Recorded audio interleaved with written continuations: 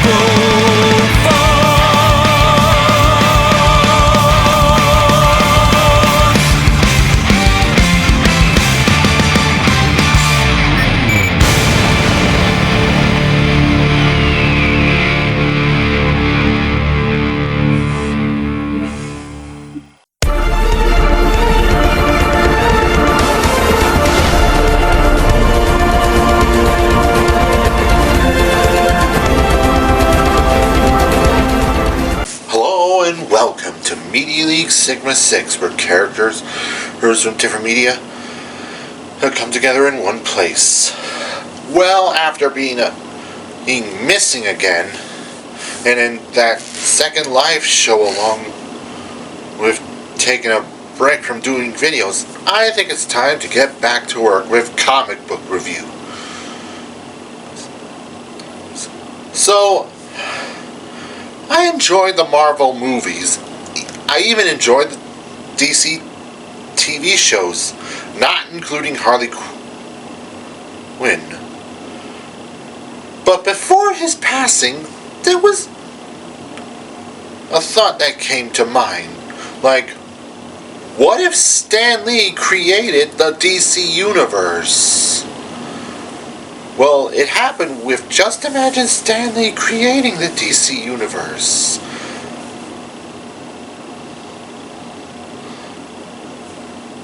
Though me and Melissa will only cover one of these at a time, and at some point each year.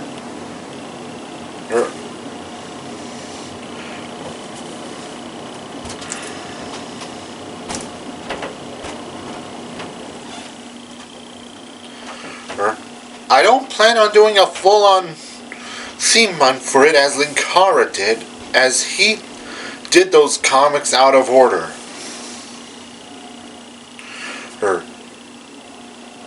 But we should get this going as we dig into Just Imagine Stan Lee creating The Flash. I love this cover. Despite the fact that it's doing the multiple panels depicting stuff from inside the book without context thing that the Superman and Wonder Woman covers were doing. That we'll get to the following years. I think what makes this one work so well is the color. The others one really washed out the colors so as to make the panels almost indistinguishable from anything else happening, but here, they're in full color and perfect contrast. What helps with that is the rainbow behind this version of the Flash. Not sure why an all-white suit would create a rainbow streak, but I'm not complaining. Her costume, then, is kinda iffy, since it's just white with flare pants and a Power Rangers helmet. I admit it's unique, it's not what I would think of off the top of my head with that name. We open in some high-tech facility where we see this woman, Evil Von Evil Lady. Because it's a comic book, you don't show off your legs in a kick-ass black dress with a button top unless you're evil. Is giving orders. Her name is Indri Zakira. Although when men feast their eyes upon her, the last thing they care about is her name. First, they ask her if she's getting quality insurance. She informs her Dark City reject minions that they're going to perform another test. And also, because she's evil, she orders the dude who questioned her to be the next test subject, having her mustachioed henchman Zorgal threaten him to get inside. What's sad is that with the bald head and that particular kind of mustache, he actually looks like Wayne Williams from the Batman comic, and thus he goes inside the chamber and science happens. Impressive, especially with how processing rational immature and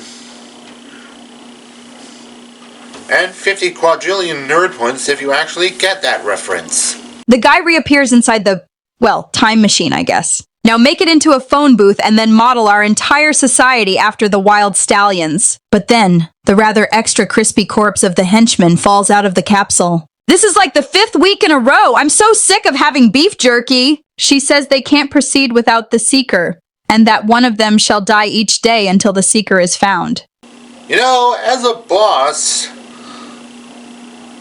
you should be encouraging your employees. This is just going to make a hostile work environment, and productivity is going to go down the sewers. We cut over to a college campus where our main character, Mary Maxwell, is reading a comic book as her friends go up to her. I'm going to marry this copy of Blood Gun. Dead love interests, editorial mandates, my character killed off in a company-wide crossover event. I mean, he's an astronomer. He doesn't even work with radiation at all. How am I supposed to develop superpowers without radiation? One of her friends suggests that a nearby black car had been following her, but she laughs it off while going home. Once there, she meets up with her dad. Yeah, but I abandoned the squirrel torpedo. Just couldn't get the weight ratio to work right. Her scientist dad isn't really listening to her, and she knows that, just laying back and reading her comics. Wait, does that mean national exposure from the Wonder Woman comic was a thing?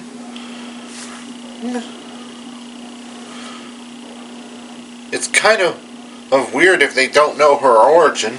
Maybe they'll make her into an Amazon with a lasso of truth or something.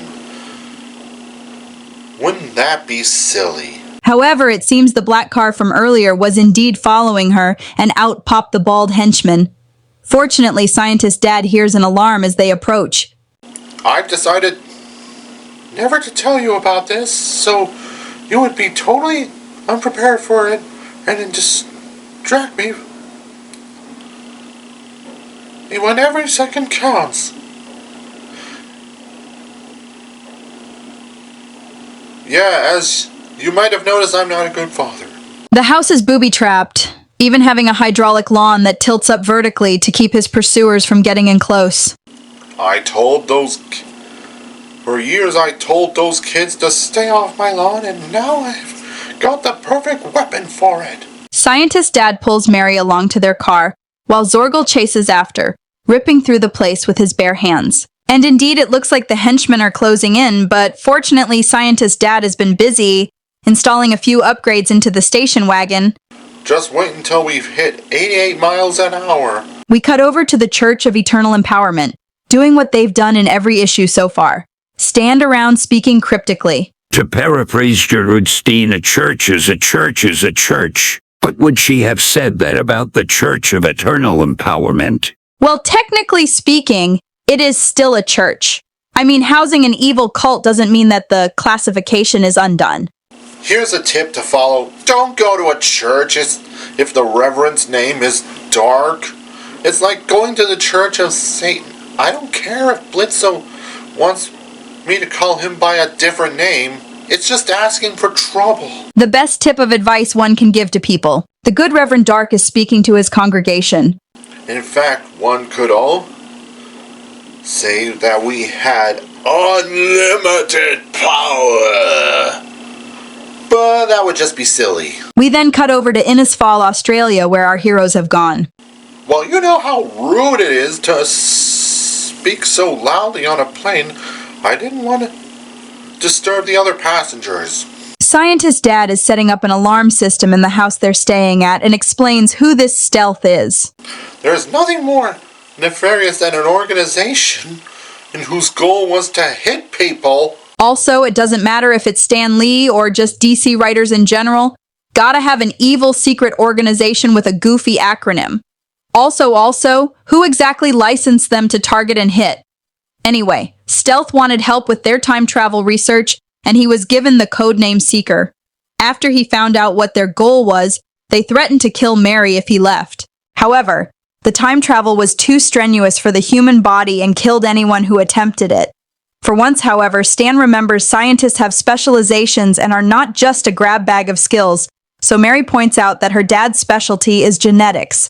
Stealth wanted him to modify the DNA of its henchmen to make them able to withstand the stresses of time travel.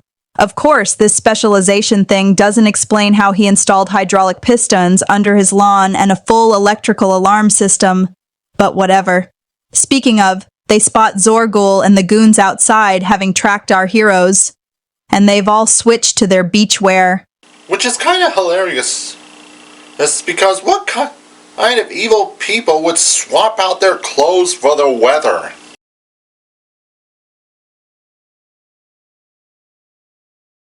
They make another run for it, hit to their boat, Zorgul swearing to pursue, and Mary's father activates a bomb under the dock that knocks Zorgul on his hinder. Nothing like a geneticist know about remote detonators.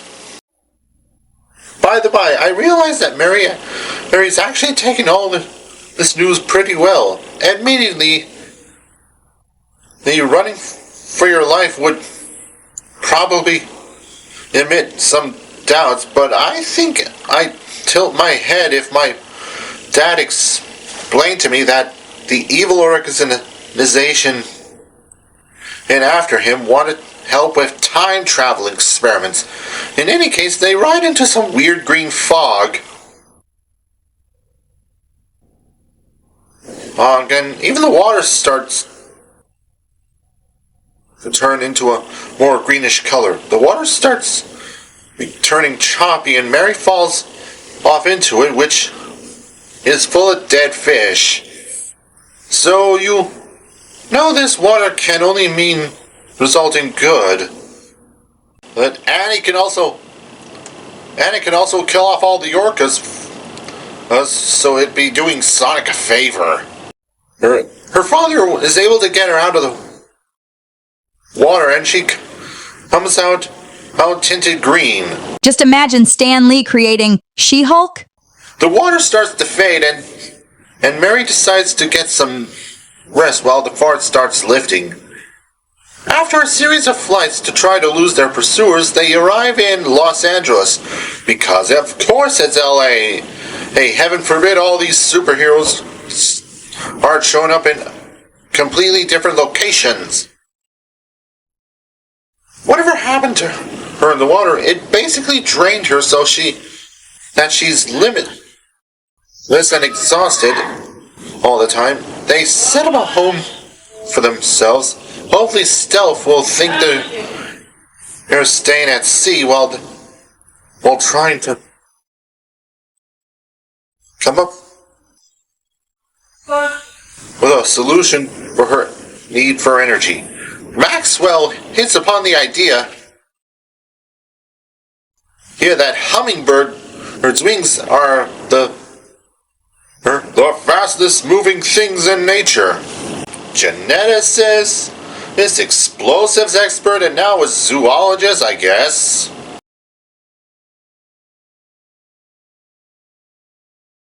What?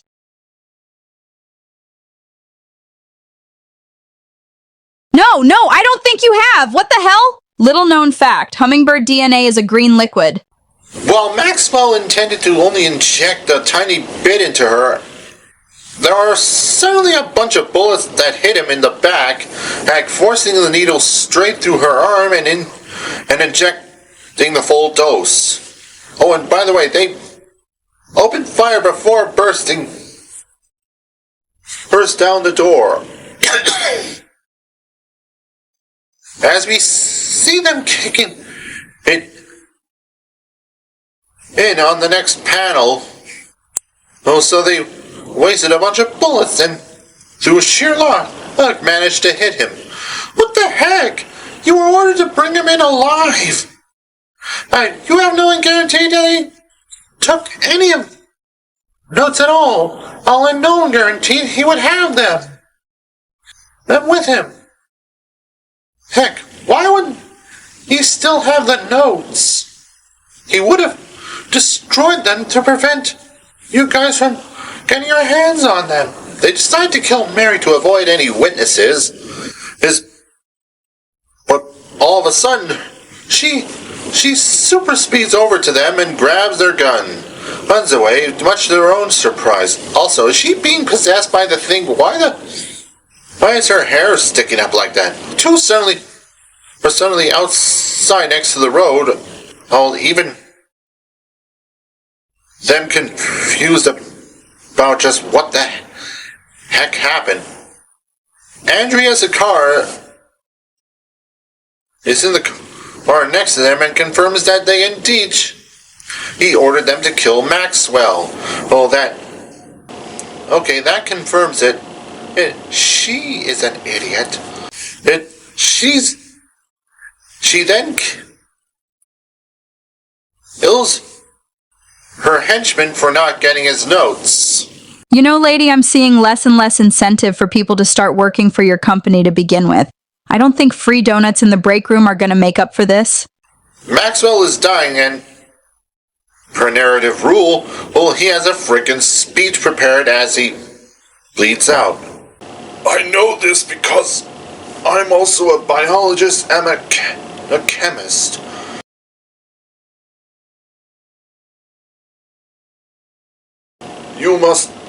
You've also got to eat your weight in nectar every day, just FYI.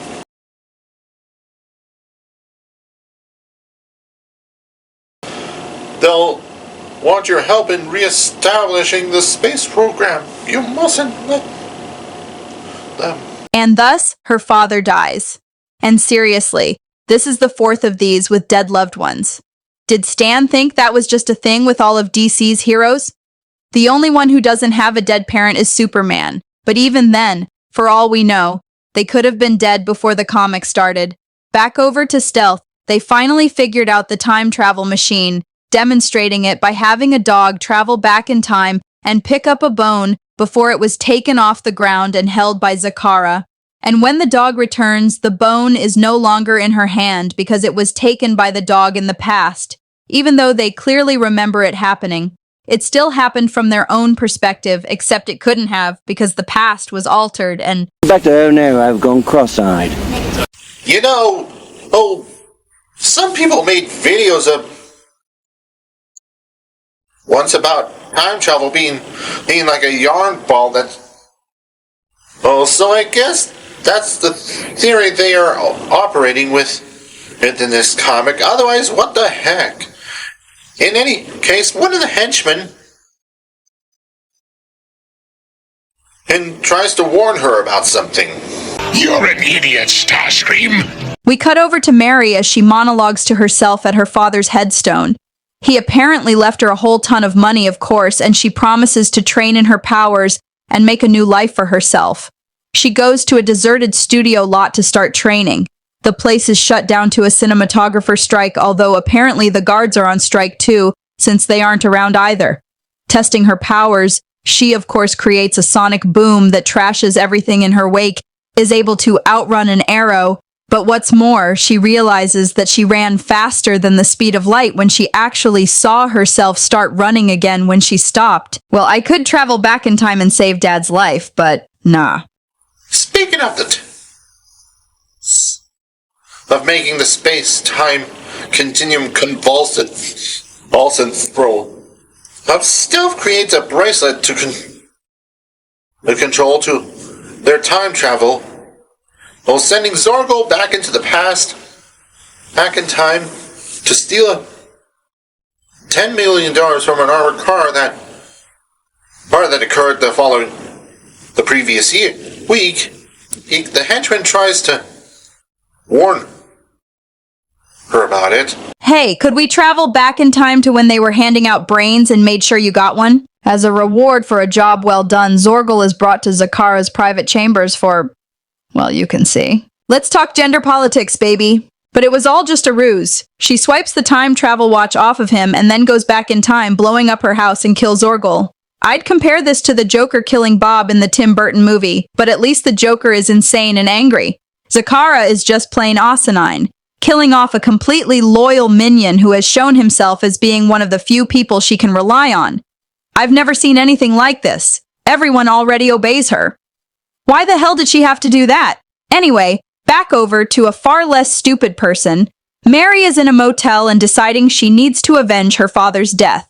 As such, she's decided to become a superhero. She goes out and buys a bunch of supplies. I just love how they had to justify Batman knowing how to sew in by putting him in charge of a prison sewing machine and here is just as good thing I know to do this I never brought up before. She decides that instead of a regular mask, he'll wear a motorcycle helmet. And by glitz it up, she means do nothing to it, since the helmet is just a featureless white helmet aside from the orange visor. But one thing I didn't notice from the cover was that the rainbow behind her actually comes from a bunch of tassels attached to the back of her outfit. You'd think those would just end up slowing her down by catching wind and whatnot, but I've got to admit, I do like that touch. But like last time, what I don't like is this stance.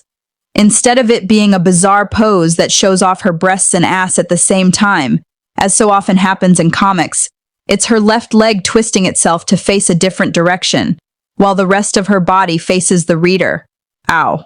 Back over to our incompetent villain. She kills off more of her troops to keep them from creating another time travel device, claiming that whatever warning they had for her was obviously fake, even though she never heard what the warning was.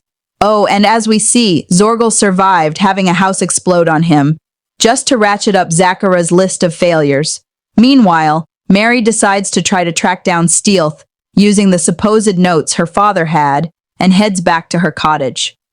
However, 3 stealth agents are already there, and just hanging out in front of the place waiting for her, their conspicuous matrix trench coats and black sweaters.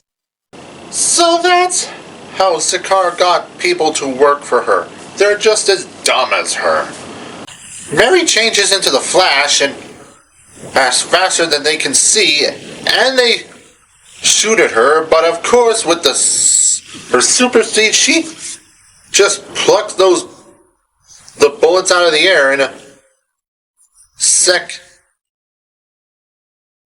and sends them hurling away. After beating up the goons, she naturally interrogates them for information, or just runs away. We cut over to Zorgal storming through the streets needs of a city in tattered clothes. And aside from the tattered clothes, he's otherwise fine. Zorgal shows up at headquarters, pissed off as all hell. But Zakara lays the charm on quickly, claiming his death was an accident and she was preparing to go back in time to rescue him. Zorgal, being just as much of a doofus as everyone else, buys it. She even says that Zorgal is now their second in command and is in charge, while she goes scouting around the past to see what stuff she wants to steal. Which means the entire thing of her killing Zorgal was not only idiotic, but pointless too. Mary locates the headquarters of Stealth and thanks to her dad's notes, but she's soon captured, and they are at first want to kill her, but Zorgal decides that they should wait for Zakara to return. Mary overhears them outside her cell talking about wanting to hold the mayor and his staff hostage. She comes up with an escape plan, and then she starts pushing out underneath the door, or confusing the guards since there shouldn't be any ventilation in her cell. They open it to take a peek, and thus the flash zooms out and starts tying up the people with lengthy fire hoses and punching out anyone else along the way. However, he stops to confront Zorgal since he's the mini boss and all, and tries to super speed hit him a bunch of times. However,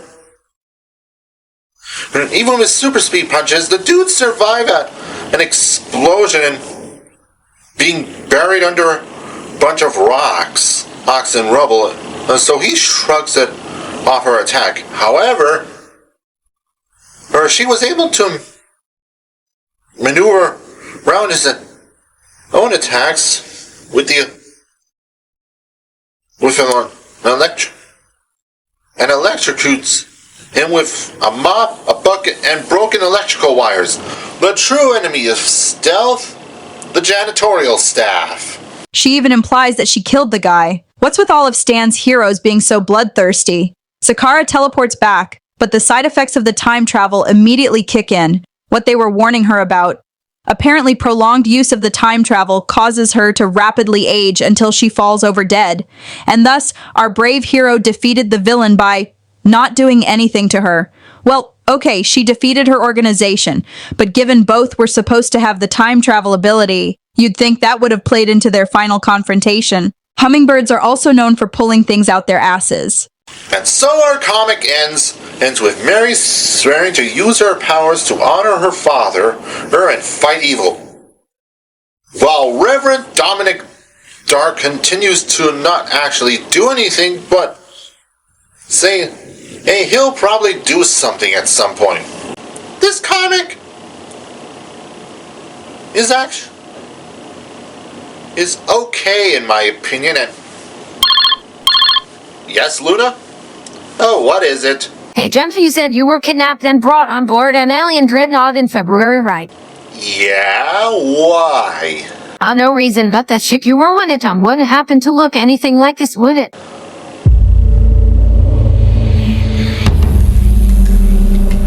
How does that look to you? Look, it's Lord Gas Mask.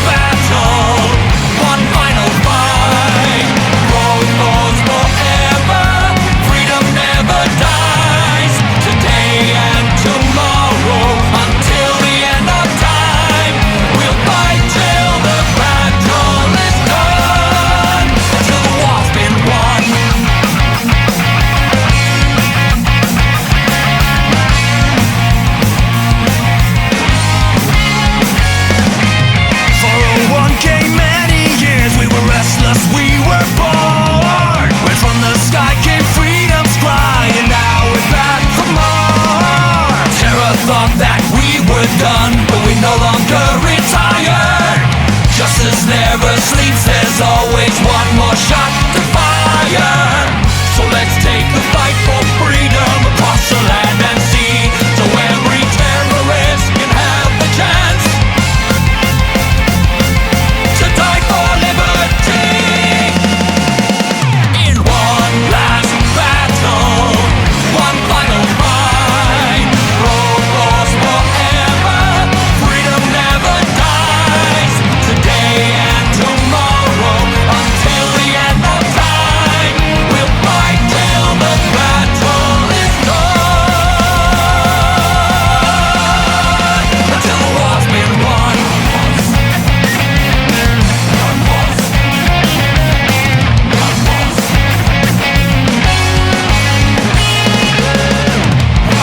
More freedom, more players, more liberty and justice for all.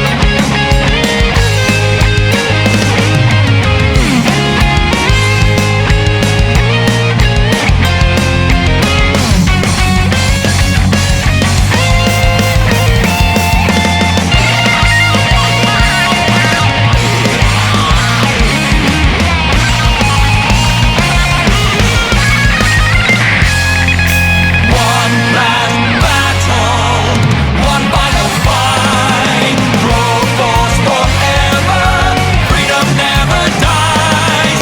Today and tomorrow, until the end of time, we'll fight till the battle is done, until the war's been won.